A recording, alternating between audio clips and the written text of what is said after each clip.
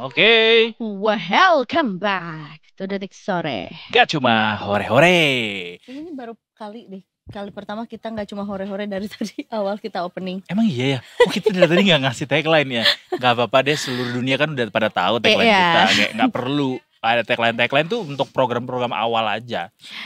Sombong adalah awal kehancuran. Sorry banget.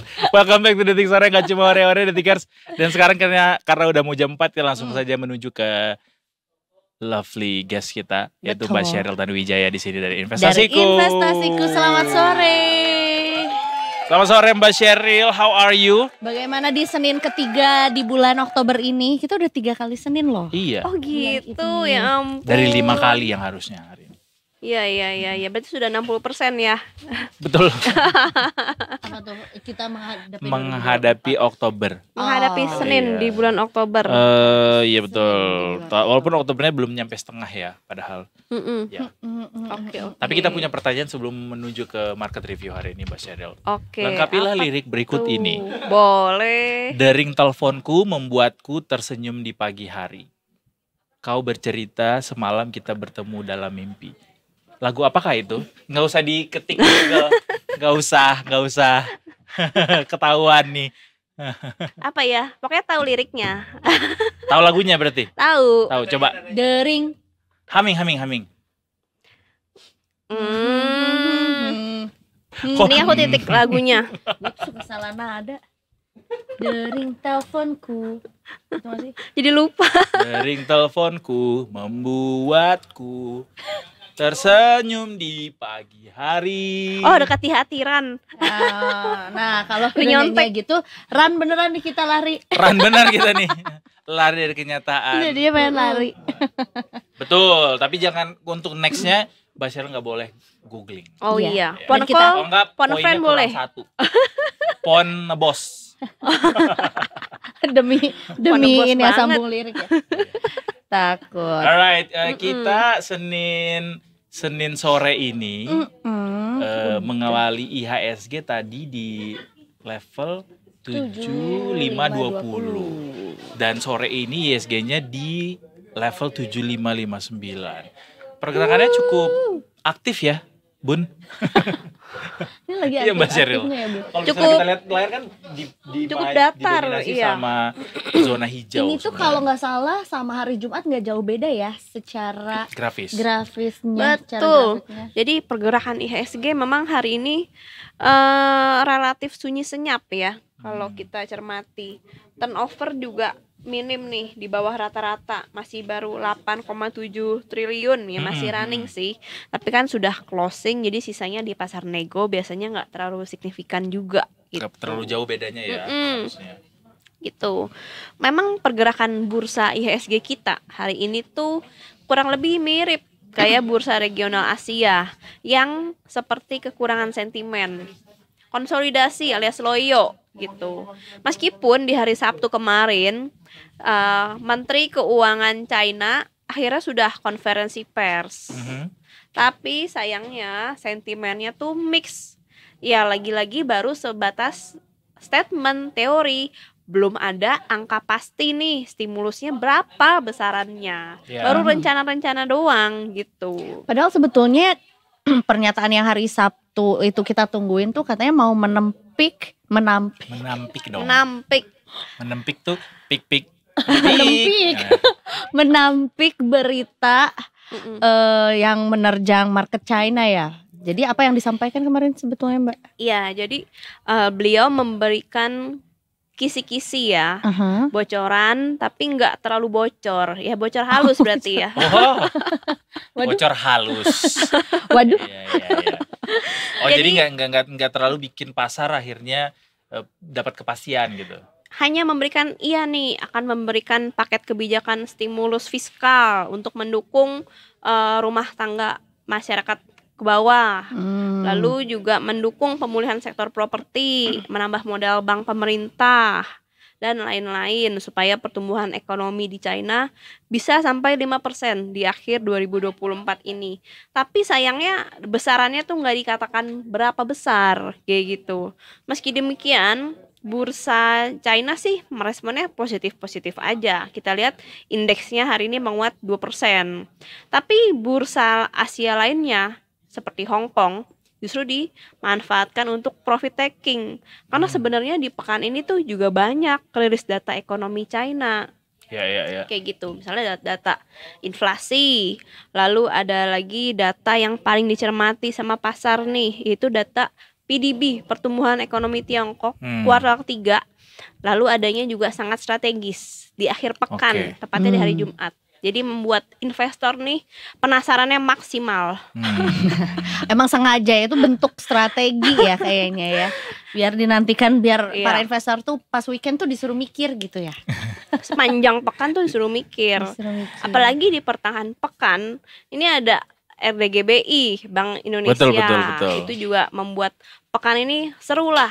Di pertengahan Oktober ini. Gak usah sampai akhir menunggu pertengahan, bahkan di awal pekan ini aja udah dibikin seru dan penasaran banyak orang. Termasuk kita coba beralih sedikit ke dalam negeri, kondisinya sekarang Mbak Sheryl di real time saat ini juga itu tuh tiba-tiba ada rumor bahwa Pak Prabowo sedang memanggil calon-calon menterinya nanti di pemerintahan yang baru ke rumahnya sekarang gitu. Bahkan ada konferensi pers juga katanya dari istana nih. Entah soal apa, kita masih menanti juga. Soal spekulasi nama-nama baru di kabinet ini kira-kira berpengaruh nggak Mbak ke pergerakan pasar hari ini? Oke. Nah, kalau kita cermati itu berpengaruh ya. Karena ya waktu pelantikan kan udah semakin dekat, tanggal 20 6 hari Oktober. Lagi ya. Tapi konon bocorannya kan nanti malam-malam diumumkannya. Lalu ya dengan adanya pengumuman calon-calon menteri tersebut membuat pelaku pasar itu juga penasaran, sehingga melakukan transaksi di sahamnya tuh juga amat berhati-hati. Kita lihat ya pergerakan IHSG hari ini relatif sempit, kurang dari 100 poin. Lalu juga dari nilai transaksi relatif kecil, di bawah rata-rata 10 triliun per hari, kayak gitu Mas. Jadi berpengaruh ya? Berpengaruh, kayak gitu. Sedikit banyak berpengaruh pada akhirnya. Tapi kalau dari global Mbak, dari Amerika apa yang baru hari ini? Adakah? Kalau hari ini Amerika masih pada bobo ya, karena kan beda 13 jam. Oh iya, baru habis hari Minggu ya kemarin ya. Iya. Jadi kita tunggu komentar dari pejabat The Fed, nanti anggota The Fed, Neil Kashkari, jam 8 WIB akan berkomentar baru nanti. Jadi sentimennya sih di siang hari ini ya dari domestik soal pemerintahan baru, calon-calon menterinya siapa, lalu data-data dari China gitu. Jadi sore hari ini nih jam 3.20 sore WIB ada rilis data neraca perdagangan China yang ternyata hanya surplus 81,71 miliar US dollar, dan data ini turun daripada periode sebelumnya dan lebih rendah daripada ekspektasi pasar. Nah, jadi ya hal ini juga turut membuat pelaku pasar ragu-ragu nih, melanjutkan juga dari statement konferensi pers dari Menteri Keuangan China di hari Sabtu kemarin yang abu-abu seperti itu. Banyak keraguan-raguan ya. Makanya pada wait and see kayaknya nih ya. Betul, wait and see dari global, dari domestik, kayak gitu. Sama ini juga Mbak, soal rencana relaksasi pajak. Ini kan kayaknya beneran akan dilakukan nih sama Pak Prabowo, mengingat kondisi saat ini. Pajak properti ya? Pajak PPN yang 12% harusnya tahun depan, termasuk juga PPN untuk pajak properti. Kira-kira itu apa yang jadi sentimennya ke market sejauh ini? Oke, itu kalau benar-benar terlaksana, harusnya sentimennya positif untuk IHSG secara keseluruhan maupun untuk sektor tertentu, khususnya sektor consumer, sektor retail, sektor properti juga. Tapi sektor properti kita lihat beberapa hari di pekan lalu tuh udah rally duluan gitu. Jadi kita lihat sektor properti hari ini nggak terlalu signifikan, hanya menguat 0,06%. Justru yang lebih menguat signifikan hari ini dari sektor energi ya, ditopang sama sektor sama harga batu bara, harga komoditas energi yang kembali rally. Seperti Oke. itu. Jadi energi komoditas yang menopang penguatan ISG sore ini ya. Iya, betul. Sama sektor bahan baku ya, karena harga emas nih lagi rally lagi ke sekitaran rekornya. Bahkan di hari Jumat nih all time high ya, dari Detik Finance loh beritanya aku baca. Aku yang edit kok Mbak. Beritanya. Itu dia. Ini kayaknya salah satu yang dipengaruhi karena kemarin sempat dibahas juga ya sama Pak Firman juga. Betul kita sempat bahas soal harga emas tuh seberapa menjanjikan sih buat jadi investasi, instrumen investasi gitu. Tapi emang emas tuh makin kesini masalahnya yang berkait kontradiktif nggak sih Mbak, ketika emas naik justru saham tuh lagi turun gitu. Itu ada korelasinya nggak? Kalau kita lihat IHSG juga masih di dekat-dekat area tertingginya ya.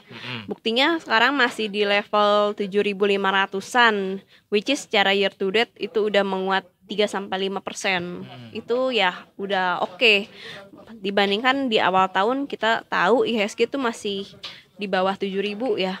Kayak gitu. Jadi kita lihat enggak, karena kan kita juga salah satu emiten produsen emas kalau Indonesia. Jadi diuntungkan juga kalau harga emas tuh rally gitu. Pun kalau seperti selalu yang disampaikan Mbak Sheryl, kalaupun terjadi koreksi justru di momen itulah Anda membelinya, berbelanja. Tipis-tipis boleh lah ya. Betul. Mencari kans gitu, mencari peluang. Kans juga. untuk cuan ya. Karena kan kalau emas tinggi itu berarti kondisi dunia tuh lagi kacau balau katanya kan. Mungkin juga ada kekhawatiran lain gitu mungkin ya di ekonomi ketika harga emas lagi tinggi, Mbak. Iya, karena kekhawatiran ini ya dari Timur Tengah nih yang nggak kunjung damai. Lalu juga kita tahu semakin dekat nih sama pemilu di Amerika, di mana Amerika kan negara adidaya. Ya, kalau lagi pemilu, apalagi kita lihat perkumpulan nilainya tuh surveinya tipis antara kedua kandidat ini, Kamala Harris dan Donald Trump. Ini jadi membuat pelaku pasar juga bingung. Daripada bingung, udahlah dibeliin aja ke safe haven yang lagi memang trending. Apalagi juga kita tahu dengan tren penurunan suku bunga, dengan tren pelemahan indeks dolar, itu mendukung harga emas rally kayak gitu. Alright. Kita hari ini ISG-nya mungkin tadi belum sempat diumumin ya. Betul. ISG hari ini ditutup di level 7559. Agak delay sedikit dari yang di sini. 7559 naik 39 poin atau 0,52% dengan transaksi 8,89 triliun ditransaksikan 1,1 juta kali. Berarti benar prediksinya di akhir tahun ya kita mencapai kepala 8. 8.000. Masih ada amin ya, Mbak? Amin. Still have time. Iya dong. Ya. 500 menjelang 8.000 loh. Ini sangat-sangat potensial. 450 aja, jangan Iya, 500. 450. Untuk dibulatin ya. Potensinya ada gitu. Kalau gitu untuk besok kira-kira akan berjalan seperti apa kemudian Mbak ISG? Oke. Nah, kalau kita cermati IHSG besok ada potensi konsolidasi cenderung menguat dengan target penguatan di level 7.600 dengan batas bawah atau support di level 7.520 gitu ya. Nah, sektor yang kita cermati yaitu sektor konsumen primer ya. Ini kaitannya juga ada sentimen positif dari potensi relaksasi pajak yang rencananya akan diterapkan sama presiden terpilih yaitu Pak Prabowo. Lalu juga di sektor ini tergolong isinya tuh komoditas soft commodity, contohnya kayak CPO gitu ya. Kita lihat akhir tahun ini kan menjelang perayaan Diwali di India gitu ya. India tuh konsumen utama dari kelapa sawit, minyak kelapa sawit ya tepatnya ya. Lalu juga kita tahu dari sisi supply ketersediaannya ini bisa terjadi ada gangguan karena apa? Ya cuaca buruk ya, ada La Nina. Dan sepertinya kali ini cuacanya lebih ekstrim. Buktinya apa? Buktinya saya dan sebagian di Detik ini lagi pada pilek. Ya udah kita tos dulu Mbak. Cuaca ekstrim. Efeknya